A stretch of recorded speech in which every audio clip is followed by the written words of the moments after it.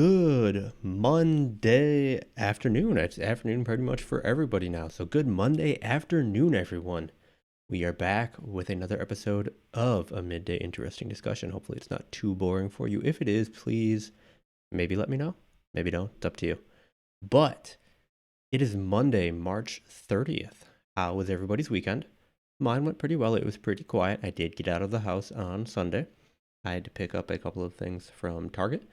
I had to pick up a couple of light bulbs from Home Depot, and then I picked up lunch from Texas Roadhouse. So that was very good, and then I needed to go on a bike ride after consuming all of those calories, but that's okay.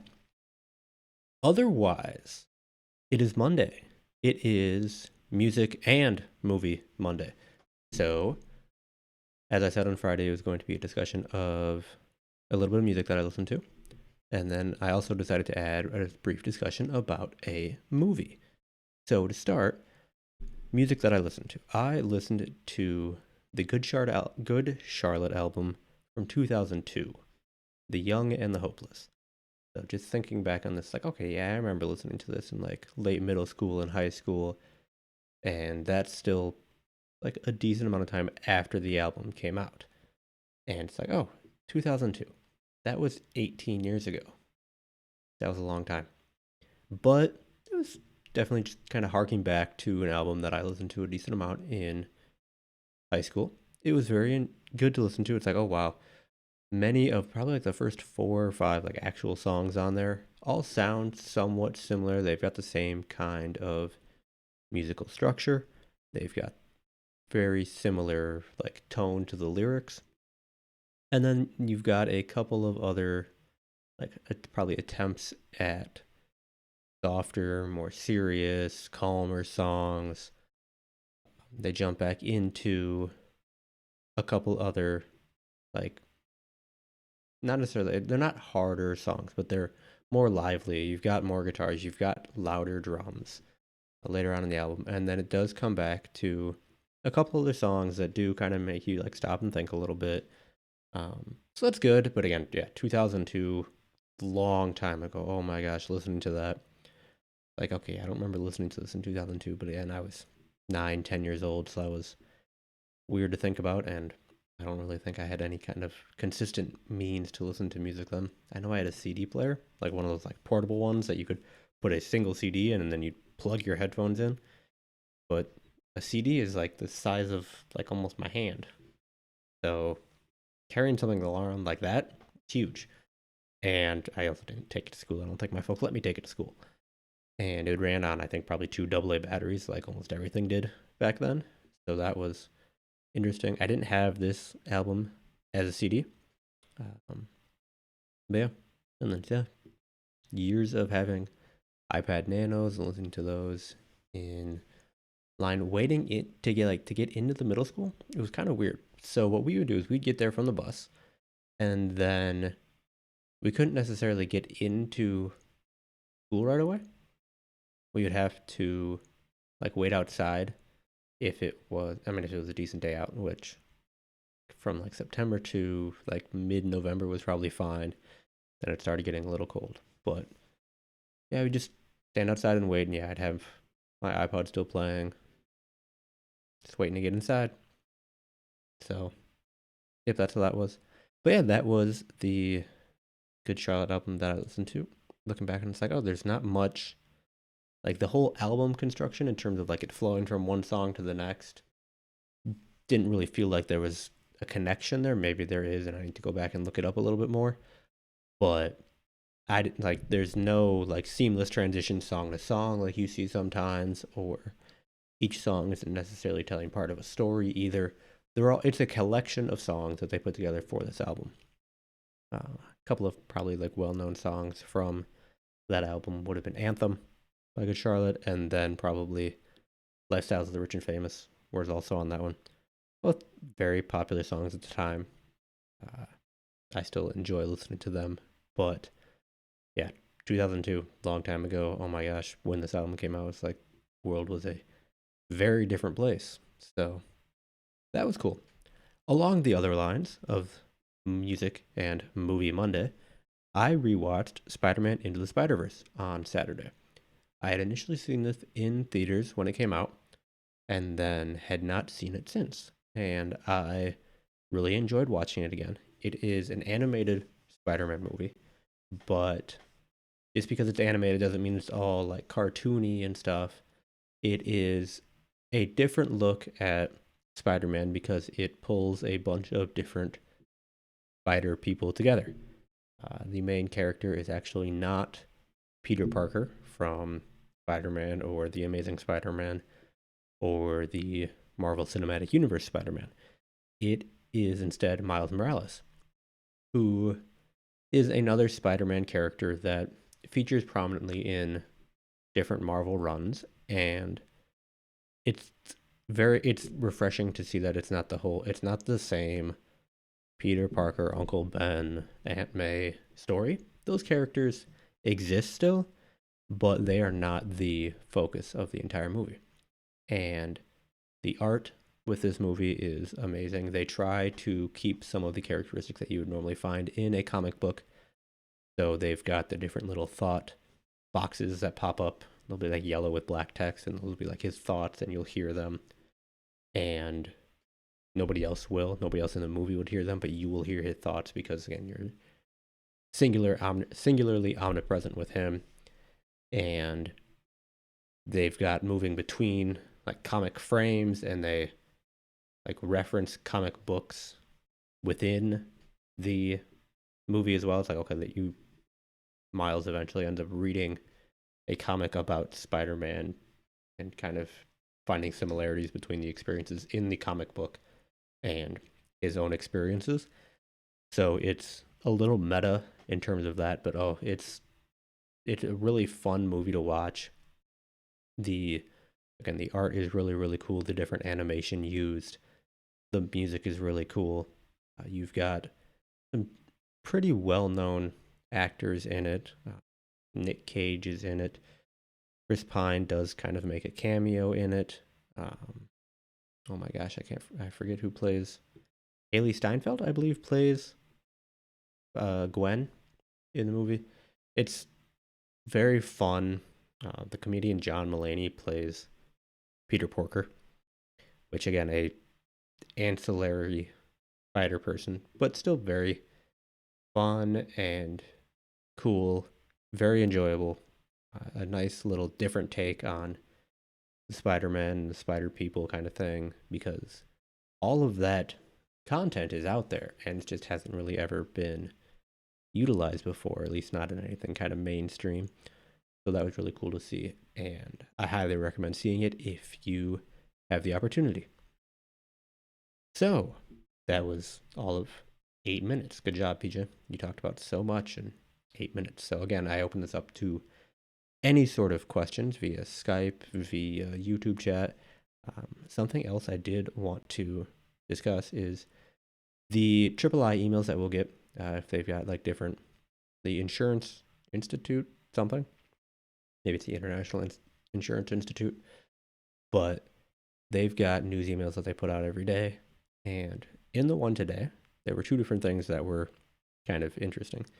The one with the COVID-19 going across, what's happening is that they are finding that weather predictions, so meteorologists are being less accurate because the data that they are using is less accurate. Why is this? Because a lot of that data is actually gathered from commercial flights.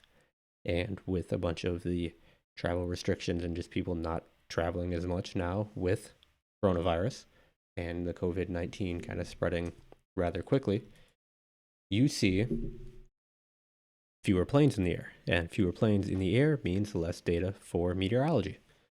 So our weather predictions are less accurate, which right now is okay. It's not great, but there have definitely been some storms that have gone through. There were tornadoes in Tennessee. There were some tornadoes in northeastern Iowa and northern Illinois.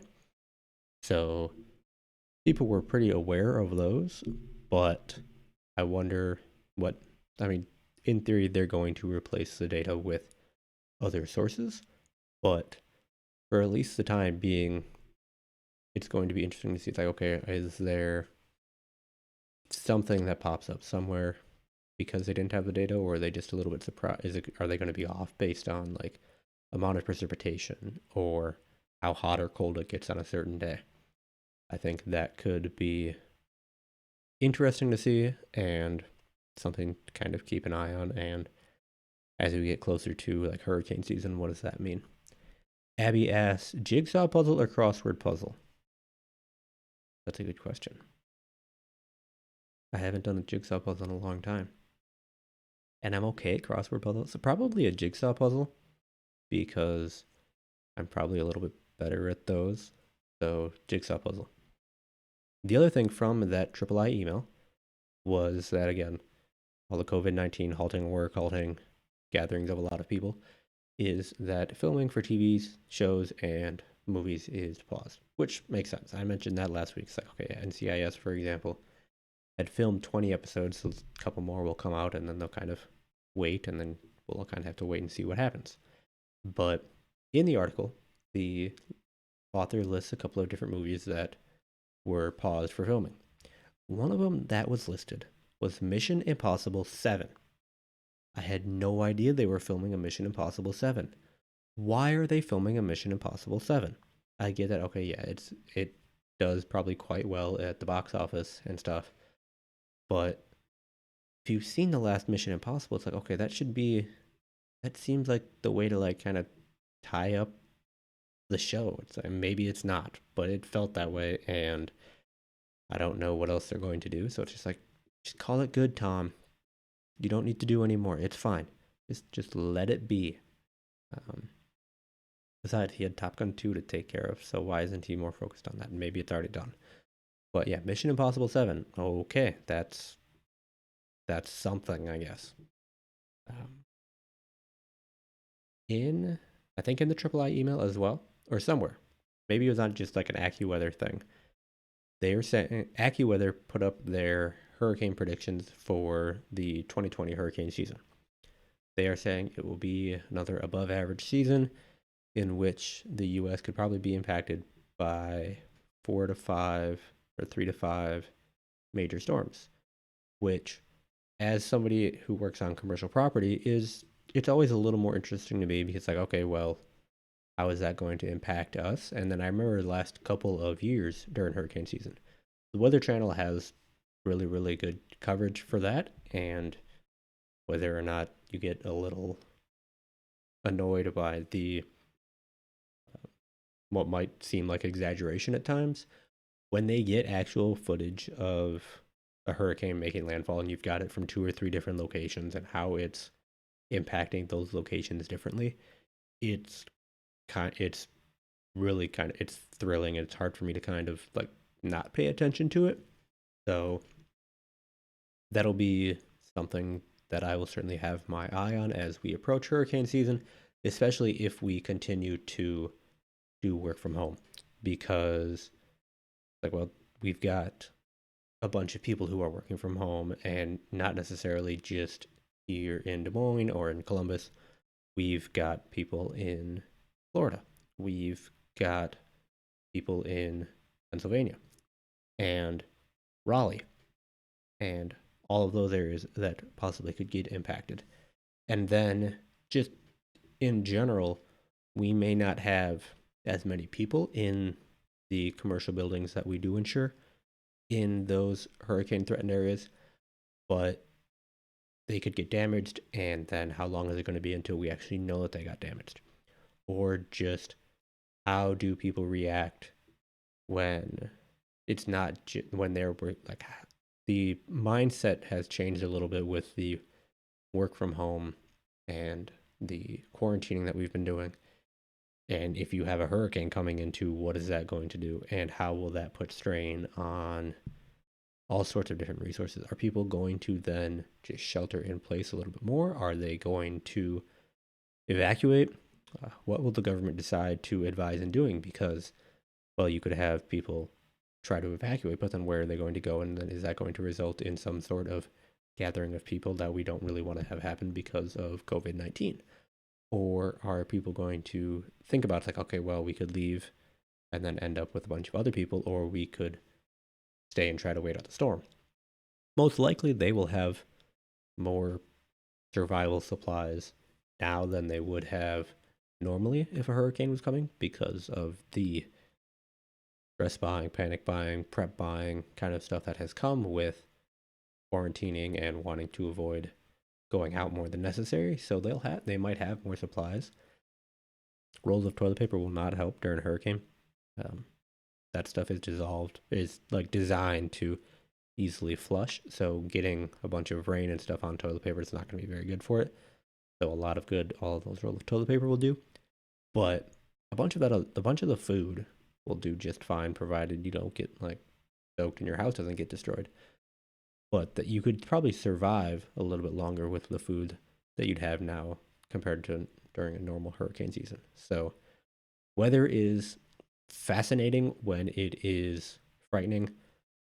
So from afar, being able to watch hurricane season as it unfolds, especially during everything that's gone on so far in 2020, will be something pretty interesting, I think, and something that I think we will try to keep an eye on. And then from an insurance perspective, are we going to have to balance the stuff that may fall out from that and business interruption stuff compared to COVID, and how long will it take for us to actually hear about all of the losses from a hurricane commercially because people aren't in the buildings as much, because they have moved to work from home because of the limit on people gathering in the same place.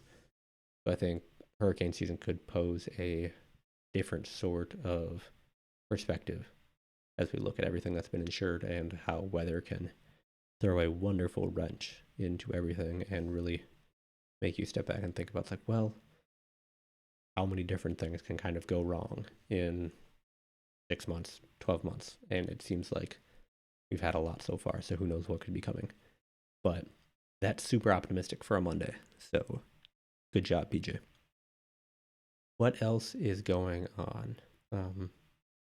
What else did I do over the weekend? Well, I FaceTimed with my family, so that was good. My folks are doing well in Door County again. They are in a safer at home order, not a shelter in place order. The order is titled safer at home. So again, everybody's advised to not travel anywhere, to avoid going to stores. I think most of the grocery stores are online pickup if you can. And then a lot of other stuff is just closed. So my mom paints a lot, so she's doing that. But otherwise, they are just kind of biding their time. Anybody, like, so Door County is also a very popular tourist destination. And tourists and people who own seasonal homes up there are being advised not to travel up there. So depending on how long this quarantine, the COVID fear, the whole pandemic, whatever portion of it you want to think about, even if it's not necessarily, okay, hey, the actual infectious cases and whether or not it's also just the fear associated with it, see how long those last and then how that affects tourist season. Do you see a significant drop off in tourists, or is it possible that once the fear kind of subsides, you see a massive rush? And how does that necessarily like affect the county's economy? Because it is very dependent on tourism. So that will be something interesting. And then my sister actually lives in Olwine and works at a school nearby. So Olwine had a tornado go through on Saturday night, Sunday morning. Her house was fine, but definitely some places nearby were severely damaged by the storm. And it's kind of interesting to see how close they were to being impacted by it, but yet they fortunately were not, so that's good. But it's like, oh, okay, tornadoes right there. That was a little scary to wake up and see, like, oh, hey, Owine had this storm, and it looks like it hit an apartment building and stuff. It's like, oh, okay, how close was that to where you live? And it was not real close. I mean, it's Olwine, so it's not huge, but it supposedly wasn't that close to where they are. But definitely kind of frightening. And it's like, okay, yep, deal with all of this, deal with a tornado. That's great. So that was good. What else is going on out there? Hmm. The Again, just along the same lines as the tornado. A lot of weather talk today on Monday. So weather Monday, not weather Wednesday, weather Monday. It was very strange weather on Sunday or Saturday. Woke up and it had rained some overnight, and it was kind of cloudy, overcast. It was fine. And then middle of the afternoon, it was really sunny, really calm. And then like 4:30, wind picks up. Wind picks up a lot. And the way my townhouse is set up, like there's 4 units in the building, so we each have a corner that we've got. Like we each have a corner of the building. And the wind was just whipping around the corner. And I can hear it from any room. I can hear it in this bedroom, which is furthest away from the corner. And it's just whipping around. It's so loud. The trees are shaking. My neighbor has got a wind vane with things that like spin around, and it's just blurred together. It was super duper windy, which is probably like a precursor to some of the storms that we saw further north and east, but super duper windy here. And a bit of a letdown. It's like, oh, it's so nice and sunny. And it's like, oh, it's 25, 35 mile per hour winds, 40 mile per hour winds. Well, this is not so fun. I don't really want to go outside now and get blown over. So that wasn't great. But no, it was certainly something different. And I guess it's better than snow at the end of March. But it's Iowa, so we won't rule that possibility out yet because, well, it definitely could still happen. Mm-hmm. Baseball season officially would have started last week. Brewers would have swept the Cubs over the weekend. It would have been great, but that didn't happen, so that was a little depressing. But that's okay. I should probably go back and watch some of the Roger Federer, Rafael Nadal stuff on ESPN Plus because they put a bunch of stuff out there, a bunch of Serena Williams matches, so those will be fun to watch. What else? Okay, what is Tiger King? Can somebody tell me what Tiger King is? I saw this all over Twitter and I didn't bother looking into it at all, but supposedly Tiger King is a big thing for some reason. It's what, this guy who owns a tiger or something? Nobody decided to provide any kind of context in Twitter, so that was super unhelpful, and I didn't bother looking into it more because it's like, oh, I have other stuff to watch. I have other stuff to do besides sitting in front of a screen a little bit more than I already do for work and for some of the other stuff. Yeah, it's like, okay, I mean, yeah, it was kind of just a rush over everything, and I didn't really know what to think of it. It's like, okay, it's a show that a lot of people are, oh gosh, Fire Festival. Oh man, compared to Fire Festival. Okay, that's different. Okay, that's super encouraging. Well, yep, I don't think I need to see it then. Doesn't really make any difference. So I will spend my time doing something else. But rode my bike again this weekend. That was good. Again, I rode on Friday and then I rode yesterday. Let's see if I ride tonight or tomorrow. Netflix documentary. That's supposed to be pretty okay. So it's on. Oh, that's even better. It's on Netflix. I can't. I don't have Netflix. I'm not gonna watch it. It's great. Cool. That solves that problem in a big way. I will just go watch more marble racing instead because that's much more fun and not crazy like people owning tigers or something. So that's good. What else is going on today?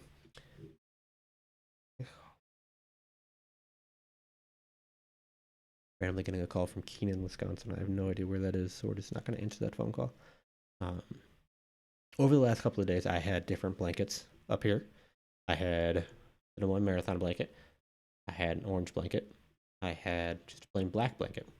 I'm back to this, partially because it provides nice contrast.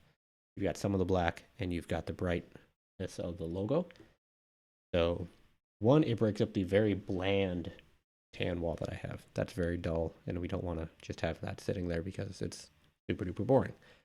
But having a single color up as well also doesn't really work. So we went with the Des Moines Marathon blanket for now. I have a Packers blanket that I could probably put up at some point if we get closer to football season and we're still inside. Maybe we'll break that out. I don't know. I also have a Brewers one that is patterned. So if we get bored of the black Des Moines Marathon blanket, we could go with that as well. So, yep, that's why we have the blanket, because again, it's very boring just having like this whole monochrome wall. So we went with much nicer to have the blanket, I think. Plus it's soft. Much nicer to have a soft wall in this case than a firm wall that I could randomly punch and hurt myself. Stay, don't fall. Accelerator. It's fun. Why, they even left a voicemail. I feel so special. I probably want a trip somewhere, so that's great. And of course, I'm definitely going to use it right now because now is the best time for all of us to be traveling. So it's probably a cruise. It's probably Caribbean. So, because I don't really ever win cruises to like Alaska or something. I always get called about winning Caribbean cruises, which we're getting closer to summer, so it's only going to be warmer. So I don't necessarily want to take a Caribbean cruise right now. If it was like December or January, maybe, because it's cold here and it's not going to be cold there. But taking like an April or May Caribbean cruise would be hot. And before all of this, I would have been hesitant to take a cruise because, I mean, it seems kind of interesting for like a day or two, but then you realize that you're just stuck on a big boat. Ship, boat, same thing. But now it's like, well, okay, yeah, no, you're stuck on a boat with a bunch of other people, and whether or not that individual cruise will be sanitary, clean, safe, whatever you want to say, is probably beside the point. But there's definitely going to be a stigma associated with cruises for a while now, and I don't think I need to take one anytime soon. But going to Alaska would have been fun. I mean, an Alaskan cruise would be cool because, I mean, one, it's not so hot up there, and Alaska just seems like a neat place to visit. And oh my gosh, oh yeah, I win cruises all the time. It's great. I did get something in the mail about cars, about my car's warranty. So that wasn't great. But oh yeah, no, I win cruises. I don't know why, but yep, I win cruises. I get called about health insurance during annual enrollment. So at least it's appropriately timed. But no, I win cruises right around now. It's really, really annoying that like, no, I don't want to take a cruise now. And like if baseball season had been going on, I had set up a bunch of Google flight alerts for different flights to different places where the Brewers were playing. So like they would have played in San Francisco in mid to late September, or in Oakland or Arizona, stuff like that. I've been seeing those ticket prices drop just a bunch. To go to San Francisco for a weekend and come back, it was like $140 now. Mind you, that's just the flight. That's not the hotel or anything else. But it's like, oh, sweet. Oh, wait, traveling September. Oh, that might not actually, there might not actually be a game there. So why go for a weekend? Because that would be the reason I would go, is I would go and I'd probably get tickets to 2 or 3 games and then come back. But I did get I got an email today saying, I think I may have deleted it, but it told me that a couple of the flights that I was watching, they went up in price. Here we go. To Phoenix and to Oakland. Phoenix went up from $133 to a whopping $150. This is like the middle of June. That might be Father's Day weekend, I'm not sure. But also late September, Des Moines to Oakland. So September 25th to the 27th. It was $246. It went up to a whopping $274. So flights increased in price. So the June one surprises me. The late September one, not as much because there's a chance that, okay, hey, who knows? But June going up in price, mind you, was from 133 to 150. So I expect tickets to continue to drop, and I'm not going to purchase any of them. But it's always like, oh, I could have gone there, but there's no game for me to watch, and there would have been very little thing. There's very little to do now anyway. But it's very interesting to see how this is impacting everything. I haven't had to get gas yet, and gas prices are dropping too. But I have no reason to get gas. So all of these opportunities to fill my car up and go places or take a flight somewhere, but I'm not going to do it because it's not the thing to do right now. So it's kind of unfortunate, but that's okay. Anyway, it is 1:30 Eastern, 12:30 Central.